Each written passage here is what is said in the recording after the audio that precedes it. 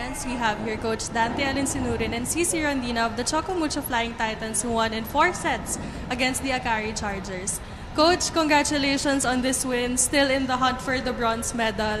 After nung mga ilang losses in the past few games, gaano lang din ka-sarap or ka-importante na nakakuha kayo ng ganitong panalo?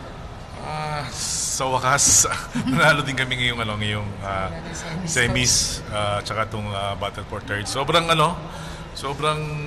alam mo yun, sobrang down talaga kami nung sa pagkatalo namin sa semis. Alam namin na may chance kami pero hindi natin masabi dahil talagang bago kami pumunta ng semis talagang nagkulang na naman yung player namin, nagkulang kami. Pero siyempre hindi ko naman kailangang idol isisihin yung paglaro.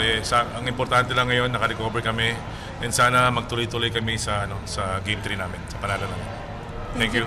And for CC, best player of the game with 26 points. Yun lang din, gano'n lang din kasarap yung feeling na itong importanteng panalo yung nakuha nyo after yung consecutive losses? Nakakamiss yung ganitong feeling. Kasi simula nung semis talaga, hindi kami nakatikim ng ganitong panalo. And ayun, sabi nga ni Coach, may nawala pero nag-step up yung iba.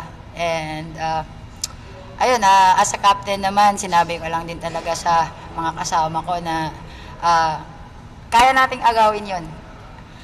Magtrabaho lang kami and wag lang kaming titigil.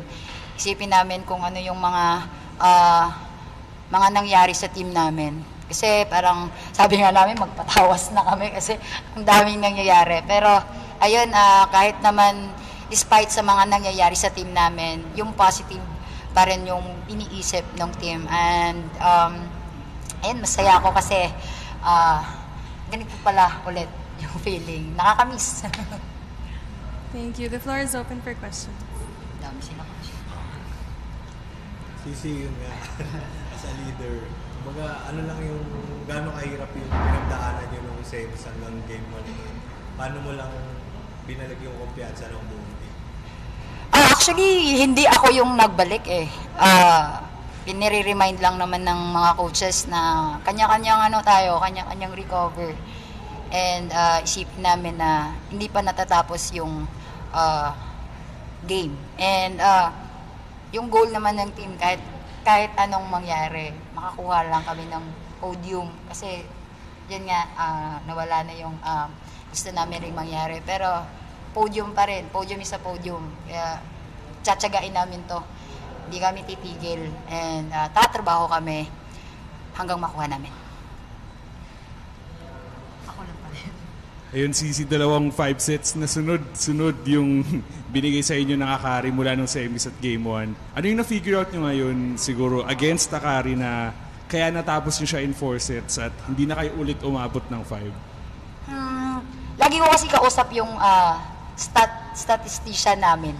Like, kahit madaling araw, kinakausap ko siya kung ano yung naging weakness ko, kung ano yung kaya kong gawin na, kung ano yung kaya ko pang gawin na nakikita niya. And sobrang laking tulong siya sa akin.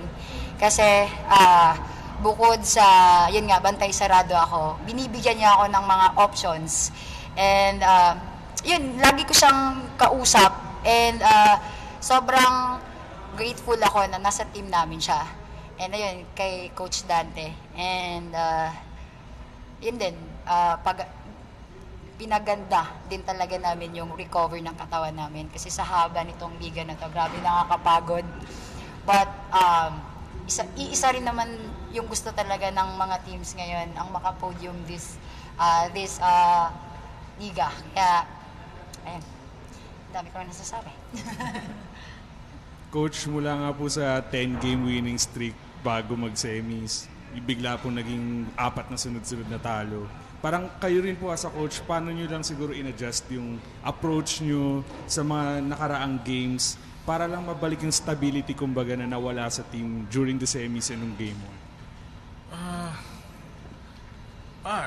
Basta ang ginawa ko lang siguro, sinunod lang namin yung gusto namin mangyari sa loob ng court. Kahit na may mga player kami na hindi nakapaglaro, ang ginawa lang talaga namin sa kanila is yung pasensya talaga sa loob ng court.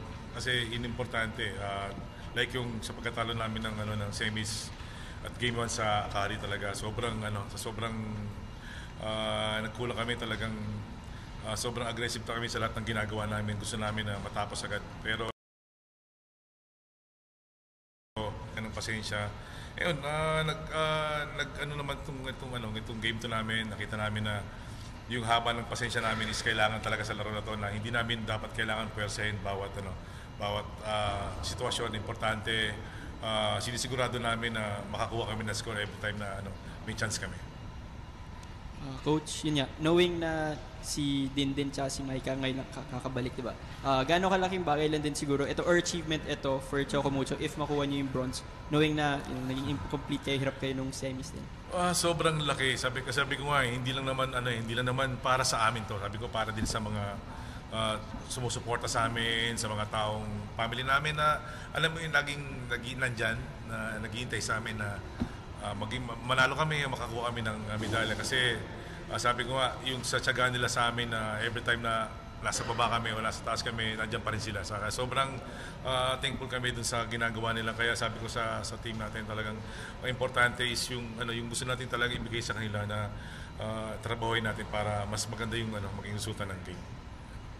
Coach, as of now, parang medyo hindi pa sure kung may Game 3 or wala. But ano na lang siguro yung magiging mindset ng team if magkakaroon ng Game 3 or makuha yung? Well, i-continue ulit namin yung pasensya namin sa ginagawa namin. Kasi ito yung naging susi namin kanina, yung pasensya. And yun, sabi ko nga sa player ko, kailangan lang talaga na then yung communication nila sa loob ng court every time na